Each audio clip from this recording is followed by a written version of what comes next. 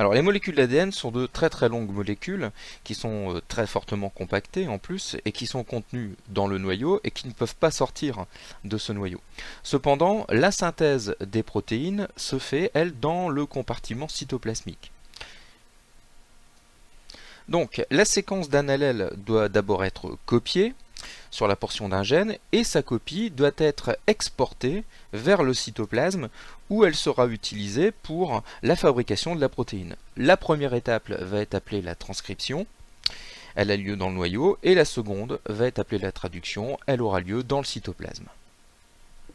Première étape donc de la synthèse des protéines qui va constituer la transcription, c'est-à-dire que l'on va copier l'ADN pour former ce qu'on appelle un ARN prémessager, qui va constituer donc l'intermédiaire entre l'ADN et la protéine qui va être synthétisée.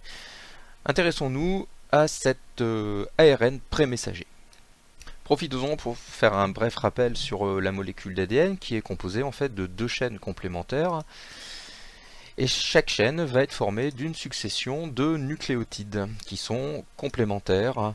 On parle de complémentarité des bases azotées A avec T et G avec C. Alors, en ce qui concerne la molécule d'ARN, contrairement à la molécule d'ADN, il s'agit d'une molécule qui est constituée uniquement d'un seul brin de nucléotides. Et c'est une molécule qui va être très courte, contrairement à la molécule d'ADN, puisqu'elle va être la copie d'un gène ou d'un allèle de ce gène. Alors, petite différence entre l'ADN et l'ARN.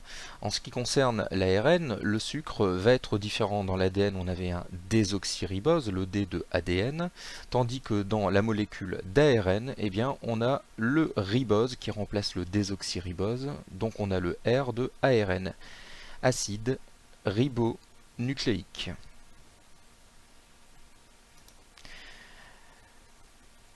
Dernière différence, eh bien dans l'ADN il y avait 4 bases, A, C, G et C. Eh bien dans l'ARN on retrouve 3 des bases, A, C, G, mais la thymine va être remplacée par l'uracile. Dans l'ARN, la thymine est totalement absente de la molécule d'ARN et est remplacée par cette base azotée qui est l'uracile noté U. La molécule d'ARN prémessager va donc être la copie de l'information qui est contenue au niveau d'un gène de la molécule d'ADN. Intéressons-nous maintenant aux étapes de la transcription de ce gène et à l'intervention d'un élément nécessaire qui est une enzyme qu'on va appeler l'ARN polymérase. Alors, observons donc le déroulé de la transcription. Donc tout démarre dans le noyau de la cellule, qui est ici représenté donc en gros plan. Petit zoom sur la molécule d'ADN. On reconnaît donc les deux chaînes.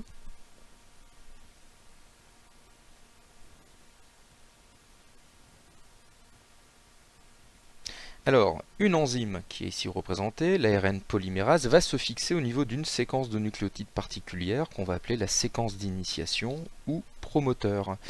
Elle va écarter alors les deux brins de la molécule d'ADN. Alors la synthèse de l'ARN prémessager va se faire par complémentarité. Les nucléotides libres du noyau que l'on voit ici eh bien, vont se positionner face aux nucléotides du brin qu'on va appeler transcrit, puis vont être reliés entre eux grâce à l'enzyme ARN polymérase pour former ce qu'on va appeler l'ARN prémessager. Donc on voit ici l'ARN prémessager en élongation. L'enzyme va se décrocher au niveau d'une séquence qu'on va appeler stop, ce qui va arrêter la transcription. Et l'ARN messager va être libéré au sein du noyau.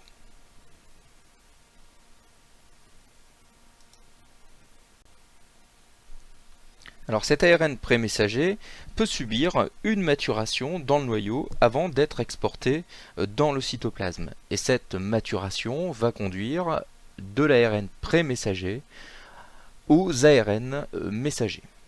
Alors si on s'intéresse à un gène, eh bien, on constate que l'intégralité de la séquence du gène ne comporte pas seulement l'information nécessaire à la synthèse de chaînes protéiques, il y a des séquences codantes qu'on va appeler exons, qui sont séparées par des séquences non codantes qu'on va appeler introns. Alors, que se passe-t-il lors de la maturation de cet ARN pré-messager? Eh bien, les introns sont éliminés et les exons sont reliés entre eux. C'est ce qu'on va appeler l'épissage.